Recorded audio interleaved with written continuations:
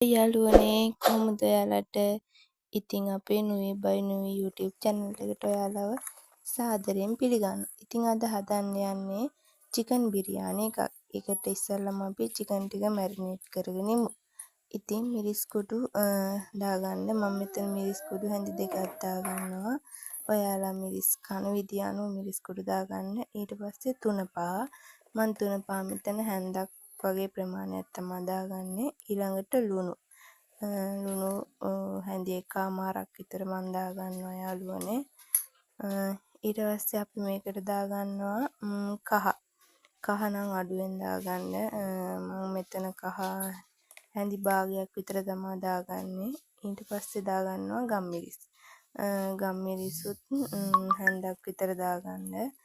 ඉතින් ඊට පස්සේ යාළුවනේ අපිට ඕන වෙනවා යෝගට් එකක් නැත්නම් දී කිරි හරි මී කිරි හරි. ඉතින් මම මෙතන මේ යෝගට් කප් එකම දාගන්නවා.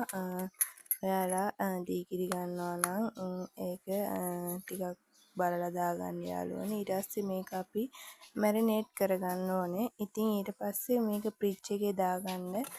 ඇත්තටම යාළුවනේ පැය 2-3ක් ෆ්‍රිජ් එකේ දාගන්නවා නම් මේකේ රස වැඩි. ඉතින් ඒ විදිහට ෆ්‍රිජ් එකේ දාගන්න.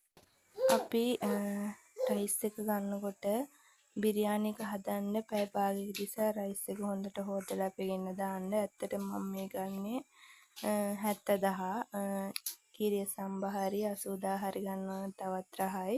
ඉතින් ඔන්න මැරිනේට් කරපු චිකන් එක තියෙනවා. එහෙනම් අපි අද රයිස් එක බිරියානි එක හදන්නේ රයිස් එකේ. ඉස්සෙල්ලාම අපි රයිස් එක රත් වෙන්න දෙන්න දාලා ඔන්න ඉතින් තියලා ඊට පස්සේ තෙල් ටිකක් දාලා ඒකට සුදු ලුණු පොඩිවට කපාගෙන සුදු ලුණු දාගන්න යාළුවනේ. ඉතින් ඔන්න ඔය විදිහට සුදු ලුණු දාගෙන ටිකක් කලවම් කරන්න. චුට්ටක් රන්වන් පැහැ වෙනකම් බැදගන්න. ඔන්න ඔහොම.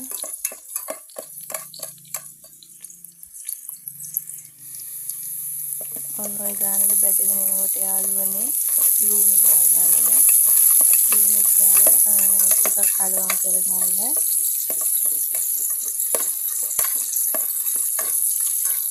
ඊට පස්සේ අපි කපාගත්තු කරපිංච රම්පේ කරාබු නැටි කුරුඳු ඒවා ටික දාගන්න. ඉතින් යාළුවෝ මම ඔයාලට මෙතනදී කියන්නම් අපි අද මේ බිරියානි එක හදන්නේ බිරියානි පවුඩර්, බිරියානි කොළ, බිරියානි මල් දාන්නට. ඉතින් ඔයාලට ගෙදර මේ මුකුත්ම නැත්තම් රැයට වගේ කන්න හදිස්සියකට වගේ කන්න මේ විදිහට හදලා බලන්න. ඇත්තටම බිරියානි රසට එනවා.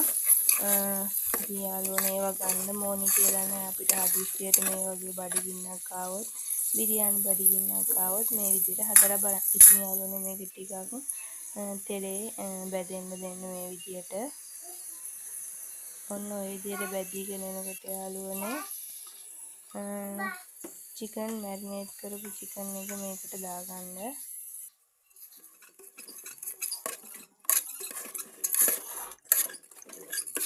ඉතින් ටිකක් කලවම් කරලා මේ චිකන් එක ටිකක් තෙලේ බැදෙන්න දෙන්න. ඉතින් මම මේක ටිකක් තෙලේ බැදෙන්න දෙන්න පියනෙන් වහලා තියෙනවා. විනාඩි 5ක් විතර බැදුනහම අපි අර මැරිනේට් කරපු භාජනයටම වතුර ටිකක් දාලා ඒක ටිකක් කලවම් කරලා අර චිකන් එකටම දාගන්න. මම මෙතනදී වතුර ටිකක් වැඩිපුර දානවා. මොකද මම වෙනම ග්‍රේවි එකක් විදියට හදන්නේ. මම මේකෙන්ම චිකන් ග්‍රේවි එක ටිකක් අයින් කරගන්නවා. විනාඩි 10ක් විතර මේක ඉදුණාම ඒකෙන් ග්‍රේවි එක මම වෙනම ටිකක් අයින් කරගන්නවා.